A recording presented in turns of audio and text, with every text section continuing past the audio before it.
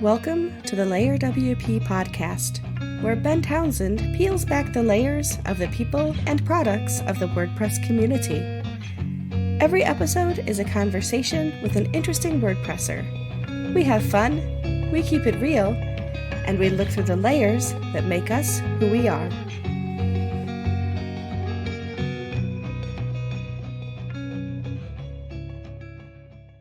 Three, two, one. Welcome to LayerWP. Start again. One, two. I'm going to keep this in the video. 1, 2, 3. Welcome to LayerWP podcast number 3. Today's guest, well, we've got a little bit of a superstar when it comes to plugins and products and that sort of stuff. So I'm going to hand it over to Cristian. He's going to introduce himself and we'll go from there. Yeah, apparently we have a superstar on the show. I don't know who that is. Definitely not me. Been working with WordPress for 11 years now, close to 12. And it's probably just, I've seen a lot of stuff go on in the WordPress space, and I've built a lot of stuff in the WordPress space as well. So if that goes for being a star in the WordPress space, sure. Otherwise, you know, still tiny compared to other people in the space, still tiny compared to other bigger players in the space, and still learning, a lot of learning going on, especially in the past, 18 months or so, especially related to marketing, content marketing, video creation, social media marketing, all of this new stuff that all the kids are raving about. Hopefully that's still a thing. I'm getting old, getting too old for this. And marketing used to be simpler now back in the day, but joking aside, I still have a lot of fun and I like creating content. It took me a really long time to figure out who I actually am, what I actually like doing. And I never realized like content was always up my alley. I like talking. I like talking to people. I like sharing my expertise, no matter how minimal it might be. I like sharing what I've learned, and it just hit me recently that I should stop shitposting on Twitter and just focus more on building and helping others succeed.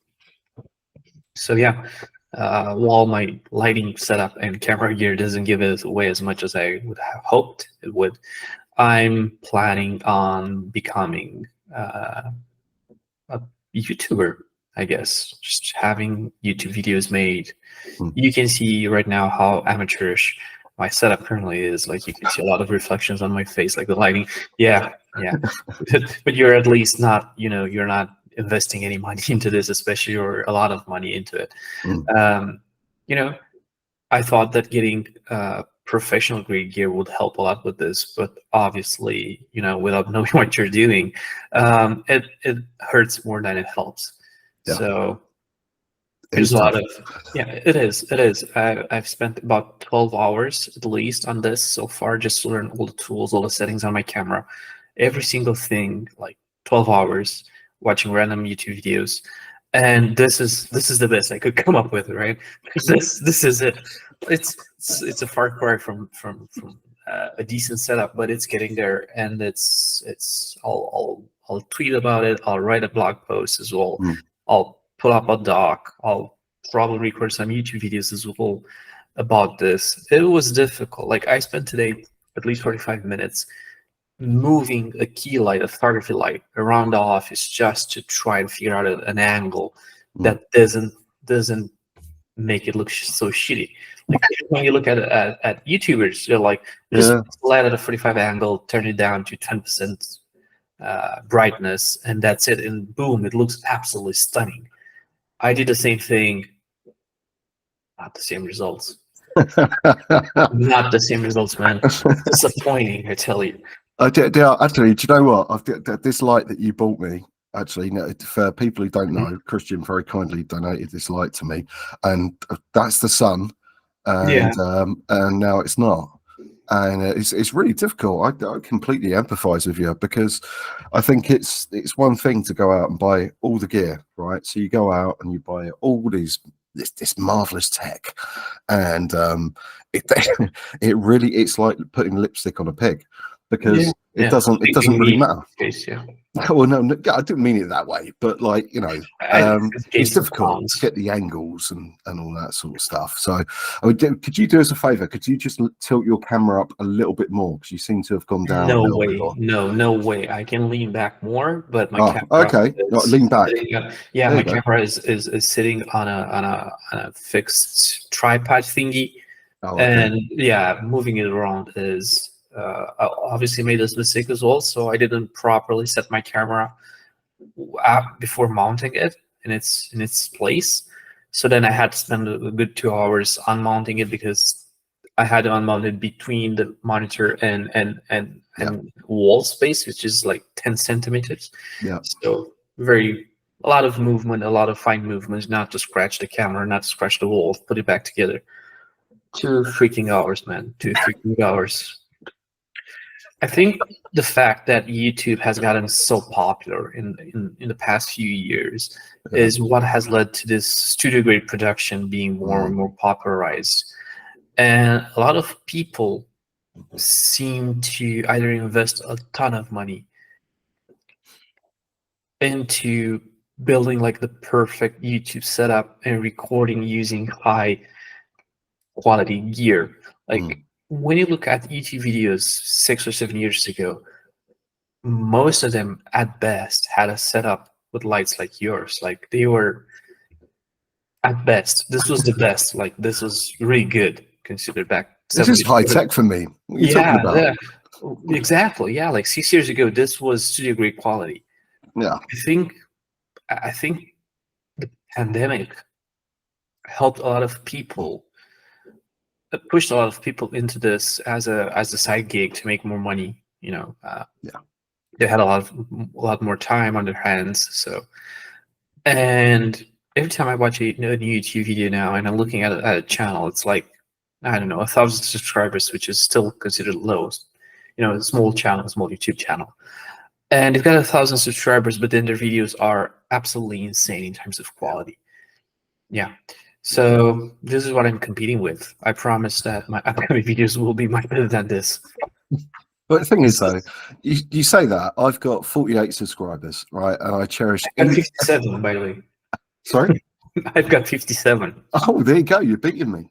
So, well, it's turning into a competition now. Do you know, I've got 48, I think it is, and one of them's my dad, and one of them's my auntie. And hello, Dad. Can you do us a favour? Can you say hello to Ben's dad? Can you do that? Hey, Ben's dad. Sorry. There you go. Boom. There you go. Hello, Dad.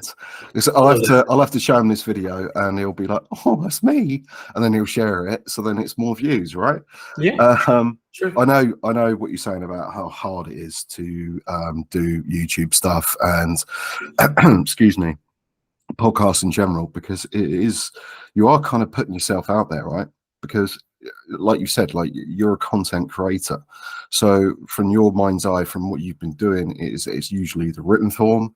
It's where you feel comfortable. You can hide behind a keyboard. You can put your thoughts and your heart into it.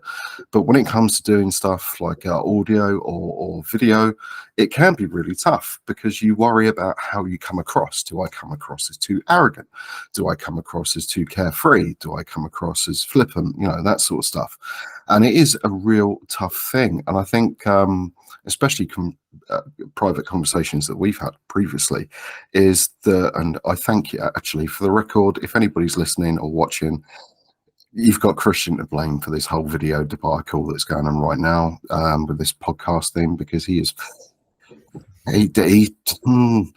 kind of forced me into it over the last year and a half, because I know him personally and I'd like to consider him a friend, which I do. But it's very, very difficult for people to come across well on video. It's really hard. It's a comfort zone. That's the comfort zone. Well, this is a comfort zone, and then you're out there, and like you're sending yourself out to another level, which is, it's just weird. It's like you live in a bubble. You write content, it's written form, you put some images in, that sort of thing. And next thing you know, you're on video and you're in front of the world and it is. I'll be honest, it is shit scary. It's terrifying. But all you can do is be yourself. So I mean, how does that? How does it work for you? So obviously you're looking into getting to. It's actually extremely easy. It's way easier than we make it out to be. Hmm. So one thing we have to keep in mind, and this is also from personal experience, like from building products for almost 12 years now, but also from bigger YouTubers, bigger channels than the ones we're currently running.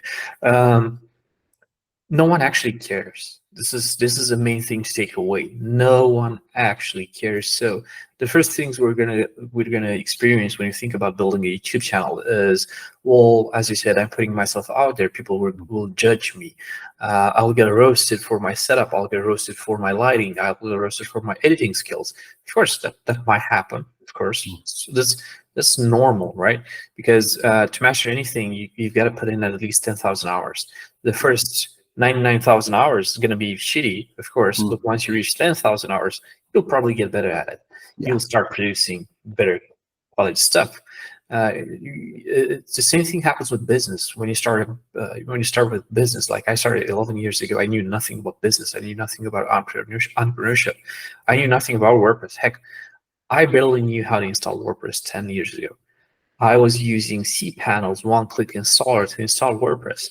That's how much I knew about the space in general. I never wrote a line of code.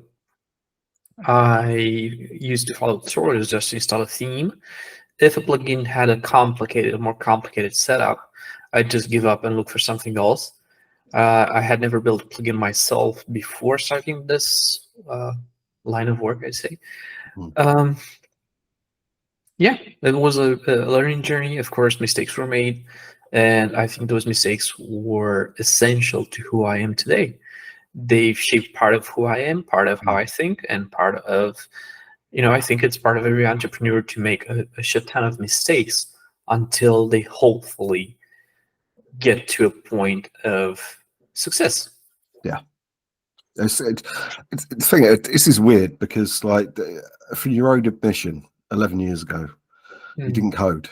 You used, I know this is really bad because I started using WordPress 2011, so it's a long time ago now, and I never learned to code at all, and that's on me. That's nobody else's fault but mine, and it's tough because you've got family, you've got you've got commitments, you've got to pay the bills, you've got to do all that sort of stuff, and it is really tough for a lot of people. So I mean, how did you go from not knowing code and I think looking at theme documentation? And I feel your pain on this because there was quite a few themes, usually from places like Theme Forest and whatnot, that required rocket science degrees to install it. So I mean, how did you make that transition from being somebody who was using cPanel one-click installs right through to where you are now? It's easy. An unhealthy obsession with learning how things are being done and how things are made. So if someone, for someone normal, it might take 2 hours to learn how to write a single line of code, or maybe 1 hour or 30 minutes. I don't know. It varies for everyone. I just threw a lot more hours at it. I just obsessed about it until I understood how it works. It's how I'm wired. That's how my brain works. I usually obsess over something until I see it done. It's who I am. It's who I've always been. In some ways it helps. In some ways you can obviously see how it's super unhealthy. I forget about myself. I forget about I forget to eat. I forget about sleep. I forget about health. Just obsess on something until it's done. To anyone listening to this, I don't advise you follow the same recipe. It's not healthy for sure. It can lead to a lot of burnout and mental breakdowns. But if you can cope with that, you'll get to a point where you understand that defeat is only temporary, failure is only temporary. And once you see past those points, you realize that, well, of course, I just found another way that where stuff doesn't work, but it's just I'm one more try one more trial closer to success. Just a successive suite of failures until you get to a point of aha. You get to the aha moment, and you're like, okay, now I'm finally starting to understand how things work. Yeah. How to create demand, how to answer clients' demands with your products, how to articulate all of those ideas into features, how to do all of this. And once you think you figured it, 3 years later, you're gonna look back and say, wow, I knew shit. Like 3 years ago, I didn't know shit. And you think you know now, 3 years later, the same thing is going to happen, and so on and so forth. So it's difficult, isn't it? Because, like, with every my dad's already called me up on this. He said, you keep touching your nose and your face too much. It's just it's a psychological thing. I'll do the same for you. So it's yeah, there you go. Oh, I think it's tough, really, because as a non-coder, obviously you've taken the time, and you've already mentioned the fact that you've actually probably sacrificed more from learning and being obsessed. And there are people like that, and it works for them. It's obviously worked for you. You wouldn't recommend it, but there are always going to be people that will follow that way of thinking. I think it's kind of tough at the moment, because especially with WordPress stuff, is that there's a real it's not really a balance at the moment. You've got the block editor, you've got page builders, you've got all these different things, and that's let alone the thousands of plugins that are out there. And every single time you install a product, it's a new way of learning. So you have to learn the foibles, you have to learn what makes it tick, test its boundaries and that sort of stuff. So although, obviously you can code, I can't. And for anybody else that's like me, that is a total noob and doesn't understand code, you're not, what's the word? It's not that you're not technical. You're actually learning stuff. You're learning products. And if you've got the ability to learn products, then you can learn another one. It's how developers build the products is the thing. It's like a flow. It's like getting from A to B in the most convenient way possible. And I do see some WordPress products, I'm not saying yours at all, by the way, but I do see some that have got a real sort of like progressive learning pattern that takes a lot of time. The problem you got is if you spend and invest that time so much so that plugin then becomes null and void, you've wasted quite a lot of time. So then would it not be better to actually learn to code so you could build your own solutions that fit your needs? I know people talk about micro plugins, not mega plugins, micro plugins to serve a specific need. I mean, what do you think about that? Do you think that's the way forward, or are you firmly in the one plugin does it all camp? I think there's a lot to unpack here. So 11 years ago when I started, WordPress didn't offer as many solutions as they do today. So you didn't have the Elementors, the bricks builders of today. You didn't have blocks. You didn't have ESWP. You didn't have any of these. So knowing how to code was absolutely essential 11, 12 years ago to have a theme. It was assumed that once you've downloaded a theme, you'd dig deep into the code and alter at least some CSS code to make that theme better suit your needs.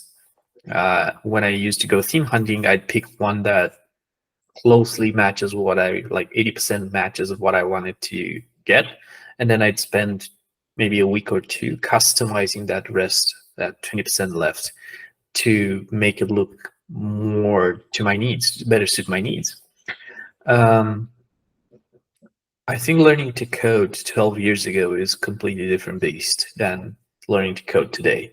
So WordPress now requires a modern, at least on surface, a modern development toolkit. Like you need to know React, you need to learn JavaScript, you need to learn PHP, HTML, CSS, and everything in between. Like every single thing needed for this. You also need a build process. It's a lot. It is like the barrier to entry once Gutenberg was launched, the barrier to entry into the WordPress space was raised so much, in my opinion, like too much, that a lot of people just decided, well, if I'm going to spend 80 hours learning React, to use React for a project, why not use React on a bigger scale, on a bigger project, than use React for a WordPress project that's limited in scope and is limited in how the WordPress higher-ups, like the WordPress developers that make all of these decisions, decided everyone should actually use React inside of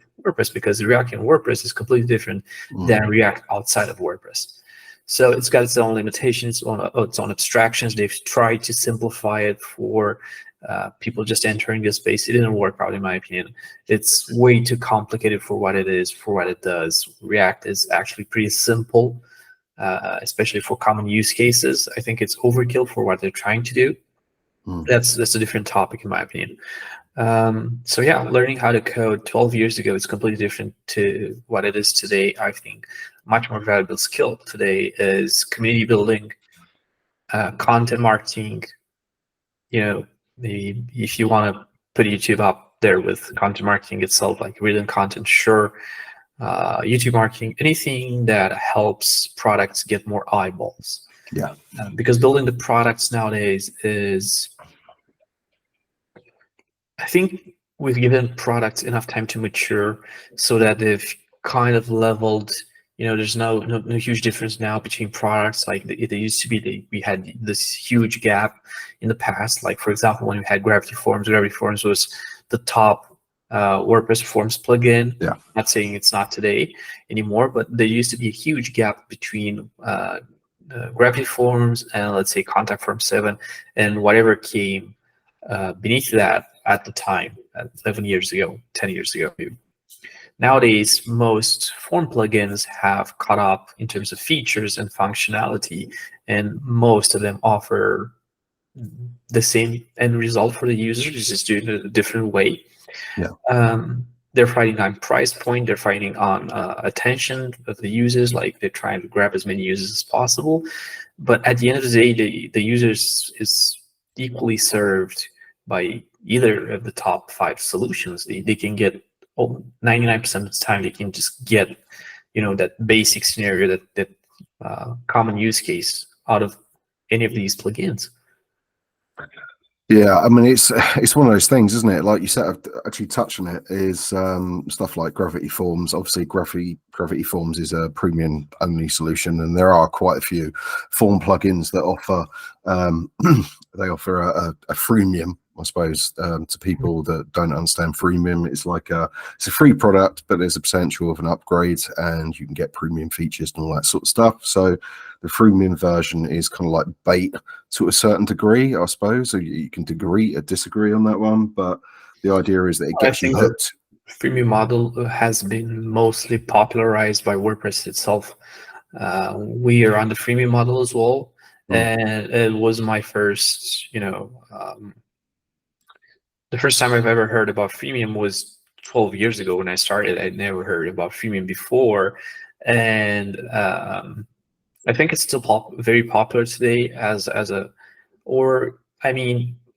we might have outgrown its popularity because users nowadays don't expect software to be free anymore, or they're way faster in deciding if a software is worth their money. So a lot of people install a product, or trial a product, a SaaS product, and kind of give up in the first 30, 45 minutes after touring the product. They're like, this is not worth, I don't know, $20 a month. It's too expensive for what I need. Or the use cases are much more simplified. Nowadays are more specific, and they're not as willing to open their wallets to pay for a subscription. Also, I think actually one of the things that's quite interesting, I've seen quite a lot of late actually, is that there's quite a few plugin companies are now offering like ESWP demos, because it gives you the full ramifications of what the plugin can do without installing it on your website. So you can go in there and you can do a test install and that sort of stuff, and you can work out whether or not it's right for you, and make your conclusions from there. So I suppose to a certain degree, sort of like the landscape shifting a little bit. And I don't know about you, but I just see a few more people, as good as WordPress.org is, and it is a fantastic resource for people to find products, plugins, themes, that sort of thing. But I do see potentially a shift where people, camera's just gone. Sorry, for whatever reason. Let me fix that. There you No go. worries. Sorry, weird. I do see a shift where people are going to start offering premium only products and just do demos on ESWP. And the reason for that, I think, goes back to what you were saying before. Is I think if you can nail your content marketing down, if you can get it right straight out the gate. So you're talking YouTube videos for customizing stuff. If it's a theme, you're talking about how to get around issue Y, issue X, issue Z, whatever.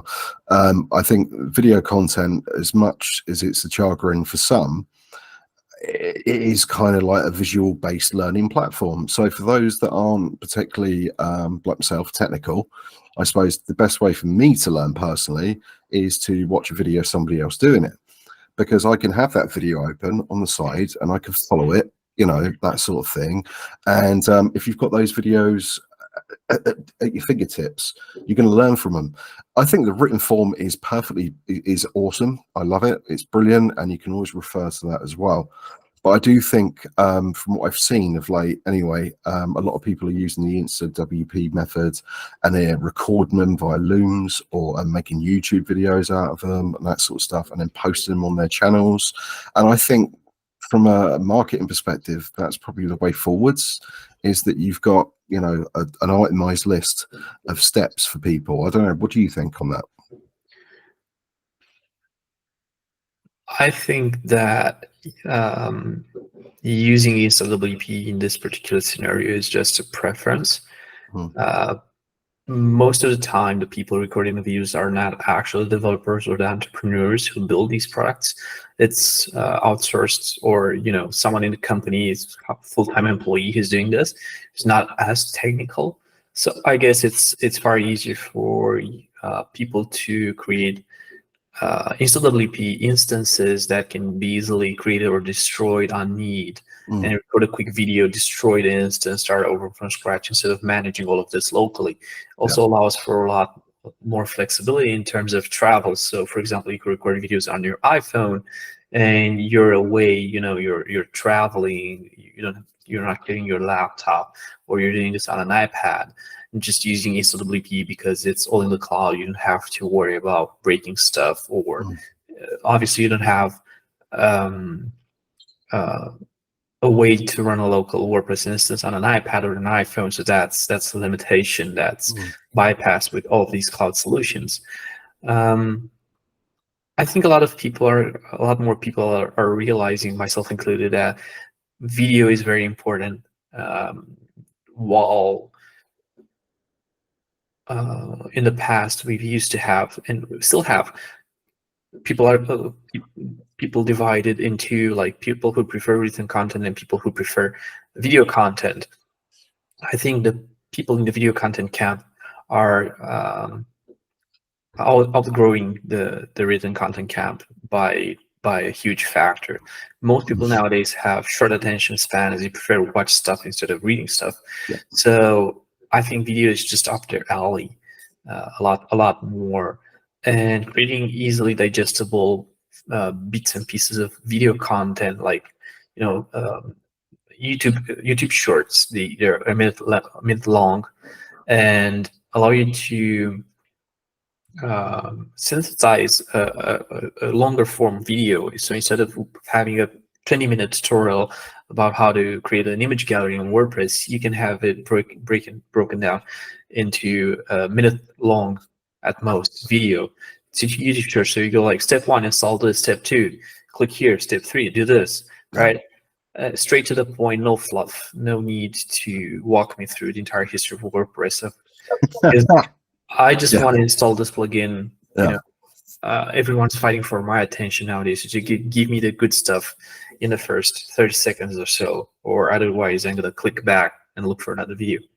It's true. I actually think that's probably a good analogy, actually, is the fact that, some of these videos can be, and I've done it before, they can be super long, but it's a bit like the old recipe thing, It's like, here's my recipe for, eggs on toast. And then they'll go into, probably 500 words about them, talking about the time they spent in Tuscany and how they got the recipe. Nobody cares.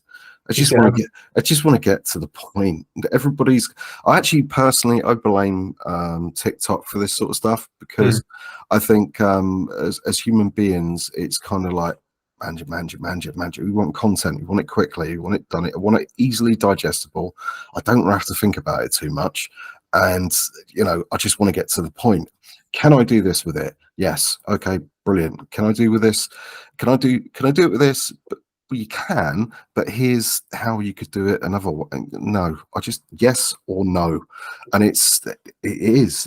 I think we're as a race of people, as a species, I think we are kind of got to a point now where if you can't answer something within 30 or 40 seconds, get out of the kitchen, because it's just a waste of everybody's time, and it's sad. But also it's convenient, people want instant. They want to know something straight away. That's why they use Google. They want instant answers. It's why they look on YouTube. They want instant answers, and it is tough. From your perspective, obviously, because you own Modular, Download Monitor, and a whole host of others. I mean, how do you run a business that's got so many different plugins? I mean, that's got to be super hard, right? I think it depends on who you're asking. If you're asking me if it's hard, it's not. It's fun. If you're asking someone else, it might be hard. It depends on how hard you want to go, of course. Yeah. So if you want to be number one for each of these, be prepared to spend or have access to at least the same level of resources as your main competitors. So if your main competition is, has a team of 10 and has been doing this for 10 years, you should allow yourself at least that same amount of time to catch up to them or surpass them. Yeah. I don't find anything in particularly wrong with this approach. I like it. I've only chosen products and niches that I'm interested in, so it's never boring for me. It's always about solving a problem, a new problem every single day. Every single day I have to pay the price for my past decisions. So I'm not only paying technical debts that I've accumulated throughout the years, I'm also paying, decision debts. So it's kind of the same thing, but instead of technical, it's, logical decisions that were not properly thought out, or I wasn't experienced enough when I made them in the past. It's not tough. It's challenging for sure. It ain't easy, but it's not necessarily difficult. At the end of the day, we're all spending 8 hours a day working on our stuff. Some spend more, some spend less. I try to limit my time to 8 hours a day on the clock. Get in, do my job. Clock hits 5, or in our case 4:30. When I have to go, I have to go pick up my kid from kindergarten in about 25 minutes. And but that was a hint. well, sorry, it's I'm joking. we were talking about keeping it short anyways, so users don't get lost into this. Yeah, true. But the whole thing is that I see a lot of entrepreneurs jump into this and spend 12, 14 hours a day on it, thinking that more time equals better chances of succeeding, whereas it's quite the opposite. An analogy I've heard from someone, I can't remember exactly who, it was that entrepreneurs are the equivalent of athletes. So instead of being a physical athlete, like we're used to traditional athletes, you run, I don't know, a mile in under 5 minutes. I don't know, I'm pulling up numbers, so this might not be accurate at all. My RGB light just went off, so it's probably talking about amateurship, man. It didn't have enough battery to last an hour long. What can I say? Anyway, we live and we learn. And back to my analogy, is that entrepreneurs are the equivalent of mind athletes. So instead of working with our muscles, we work with our brains. And even though it might not look like it, 8 hours of thinking, of intense thinking, are extremely exhausting. For anyone who didn't know this, and this is like one of those interesting trivia tidbits, a grand chess master in 2 hours of intense thinking spends over 4,000 calories just by thinking. He sits on a chair, he plays chess, and he gets up after 2 hours about 3 kilograms lighter than when he sat down on the chair. That's how that's how many calories your brain actually burns. It's your biggest energy consumer in your entire body. Like your brain tells your whole body what to do. So that's it's surprising. I was surprised as well. As a big number, like 4,000 calories is a lot. But otherwise, I think it's not so surprising when you think how exhausting it is. How exhausted you feel after 2 hours of intense thinking or problem solving. So yeah, my advice is don't spend as many hours. Don't spend more than 6 or 8 hours a day. Working on your stuff, because that's not going to get you the results you want faster. Or there's like a small percentage or a small minority of people who might survive on this for longer time frames than others. But eventually, it's going to lead to the same thing: burnout, depression. You're not going to see results as fast as you need to keep going as fast as you want. You're just going to give up. Like right exactly before you had success, like your first moment of success, you're going to give up, exhausted.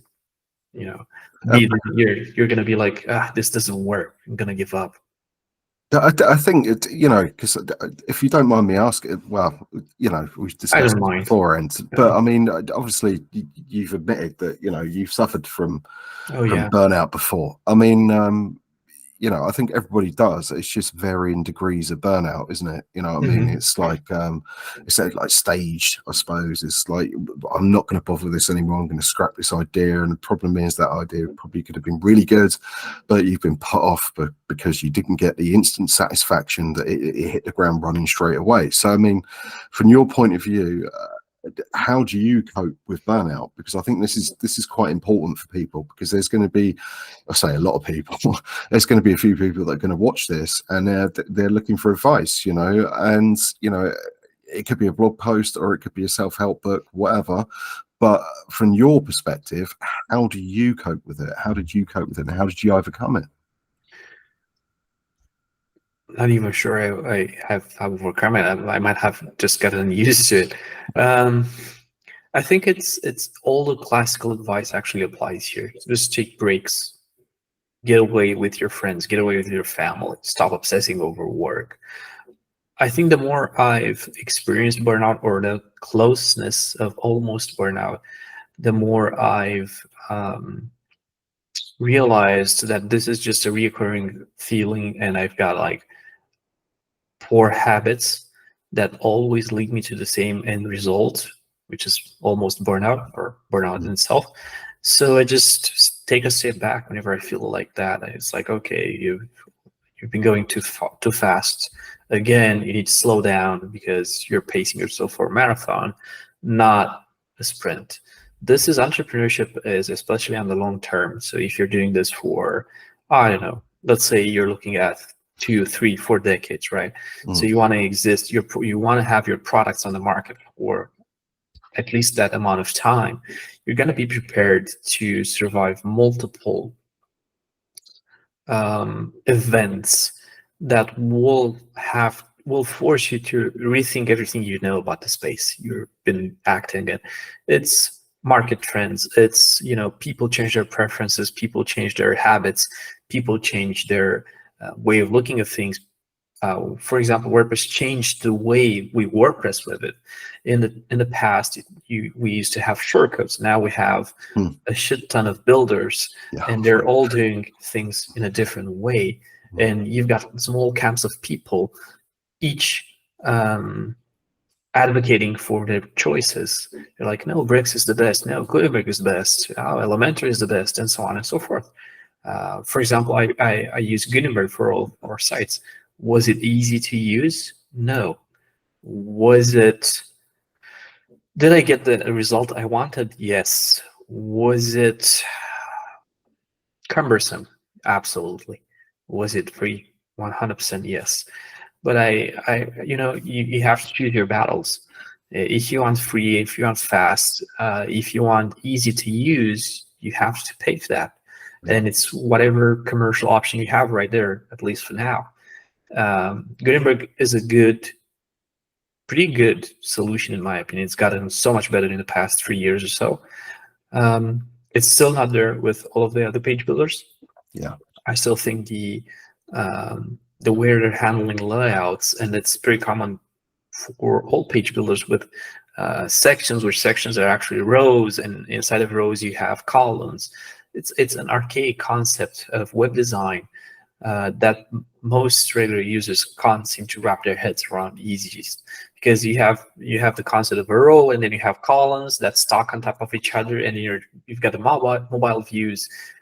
It's too much for them. If you're coming from a background of web development, especially in the early days, this is familiar to you. If you're just starting with WordPress now and you're looking at all of this, it's, oh my fucking god. You've got patterns, you've got collections. yeah. All of those are super helpful, but it's so hidden away in the UI, and the UI is so convoluted right now that a newbie's just gonna have to click every single thing he sees just to, see what happens on the front end, and most of the time the front end doesn't match the back end, and it's still a broken experience. But I have faith we'll get there. I think we'll get there. I think you've probably got it on the money there. Actually, it has. There is a lot of hate about that, about the block editor, about Gutenberg in general, and I like to embrace things because I think, from a user point of view, if I'm doing tutorials or I'm doing videos and that sort of stuff, it's in my best interest to learn how to do certain things. And I always thought that the block editor is actually quite a joyful experience in terms of creating content. Making that transition through to actually designing a website with the block editor is a little bit different. I mean, there are stuff like Generate Press, Cadence, and all Astro, all that sort of stuff. Mm-hmm. And I think it is going to get to a certain point where the Gutenberg project is going to get to a certain point where it's going to be de facto. It's going to be, that is the way forward. The only issue I've got with it at the moment is, like you, rows, columns, and obviously mobile views as well. Which is really tough. I mean, I saw on Twitter the other day they've actually added negative margins to the Gutenberg plugin. It's not making things any easier. Well, no, especially when you try and do it on a mobile phone, right? So, unless you use CSS and set breakpoints and all that sort of stuff, but you still got to write CSS, right? I mean, you've still got to dictate whatever screen size it's got to be. So it's not actually easy, especially for a Ma and Pa place down the road that are trying to build their bakery website, and they're looking at CSS thinking it's some kind of ingredient for a cake. They haven't got a clue, and I don't think it's there. I think it will be in a couple of years, but I don't think it's quite there just yet.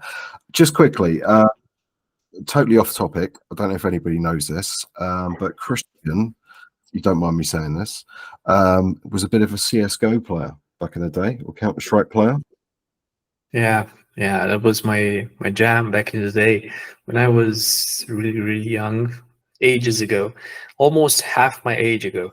So I'm turning 37 years this year, and I stopped playing CSGO, which was actually CS 1.6, about 20 years ago.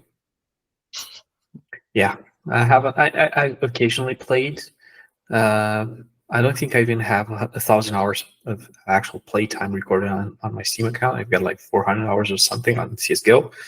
I still play from time to time, but I used to be a pro. Yeah, I think that this is another very interesting topic to me because we're watching the world change at a pace that I think it's the fastest change pace we've ever seen, especially us dinosaurs.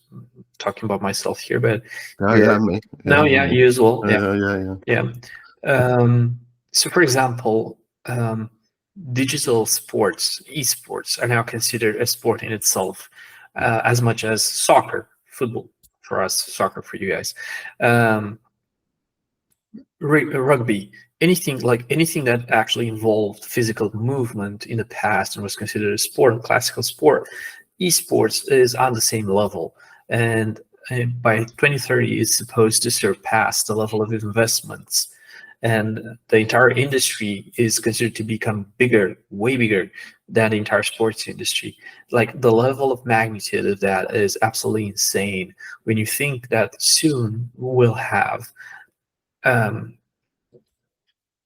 CSGO player acquisitions or transitions from one team to another, like we have for, I don't know, what's your favorite football team? Yeah, I know. It's a bit like somebody going from Chelsea to Liverpool. Yeah, Like football Chelsea to Liverpool, transfers, exactly. right? Yeah, Transfers. yeah.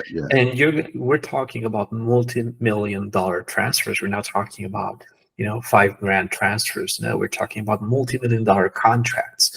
These teams are turning into media companies. We've got like a roster. They rent out a house. Each room in the house is dedicated to a team. They set up everything there for YouTube recording, TikToks, whatever you need. Super fast internet. They stream their gameplay.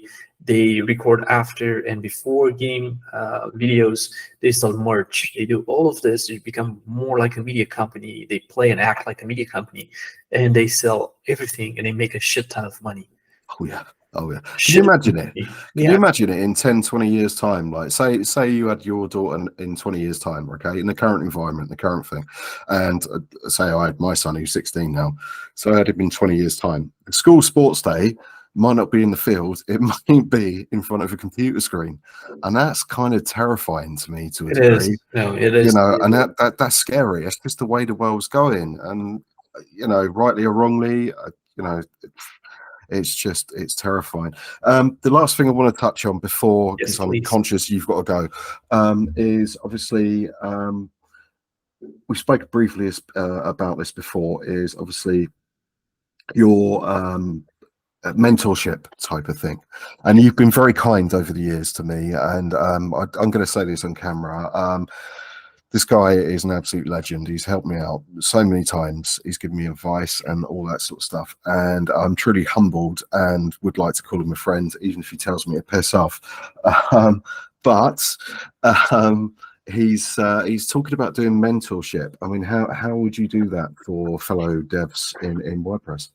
So it's not mentorship. It's a mastermind group. Mastermind group, sorry. No problem. And we've actually started doing that. I've invited a handful of people in our mastermind group. We always open like 2 or 4 slots a year for new people.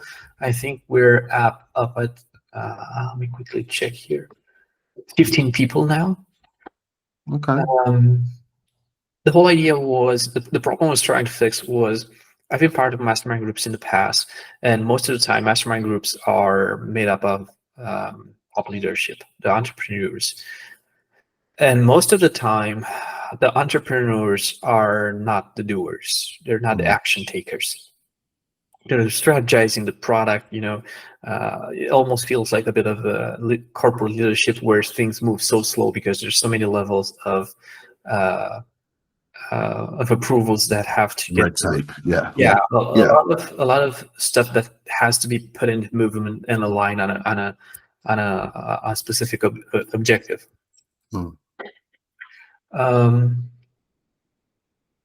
I do plan to play around more with YouTube video creation, and I'm gonna have a series of probably very poorly recorded videos for YouTube, especially in the beginning stages.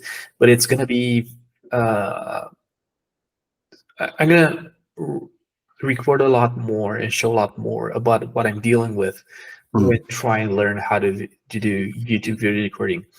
While a lot of the information is out there, obviously, you have to be very specific when searching for it. You have to already know what you're searching for to get what you need. So, for example, I wanted to, from the get-go, create higher quality videos for YouTube. So I've invested in a very expensive camera that I use as my webcam. Side note, this is what I also use to take pictures of my kid while on family trips, but that's a different perspective. I have a lot of gear that I bought along the years that I could put to use, like with a minimal investment, like $100 or so. I bought some lights. I bought an RGB light that just gave up like 30 minutes ago. You can see it's cheap, but it gets its job done. But the whole idea is that there's nothing organized for entrepreneurs, for small for small teams, people just getting started.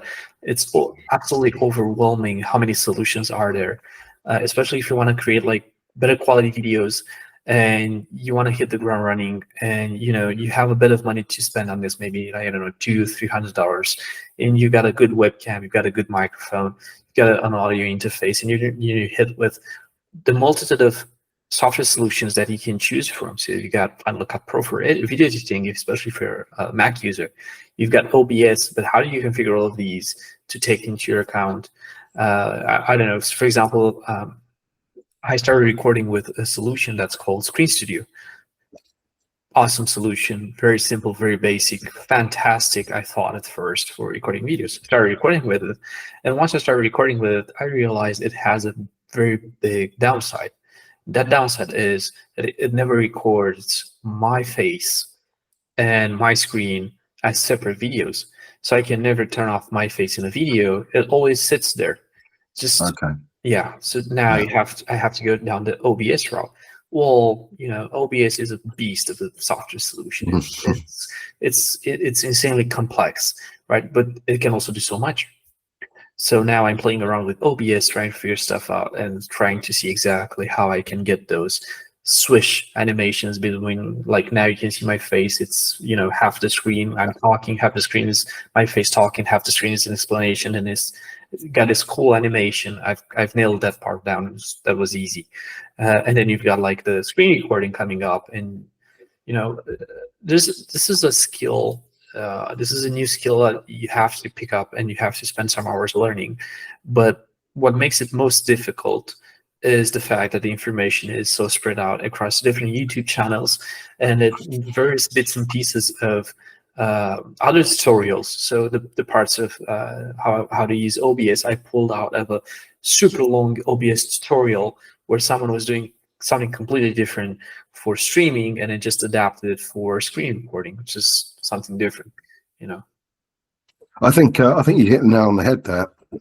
If you can, I was talking to my friend Aaron Bowie. I don't know if you know him or not, but he runs WeAreAG, which is a payment gateway thing for WooCommerce, and he's basically the same opinion.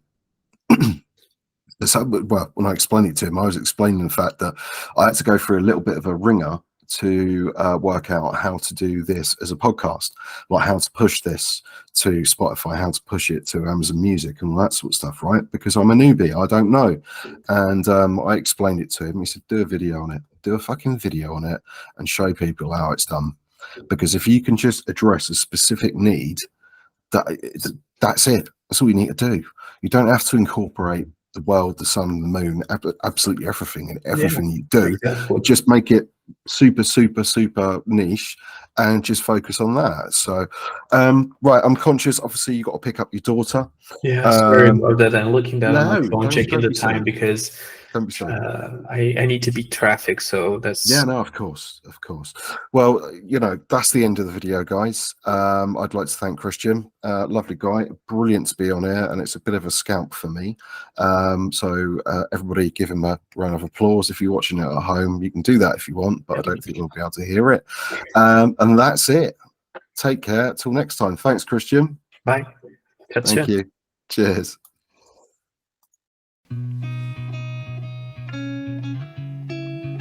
Thank you for joining us for this episode of the LayerWP podcast.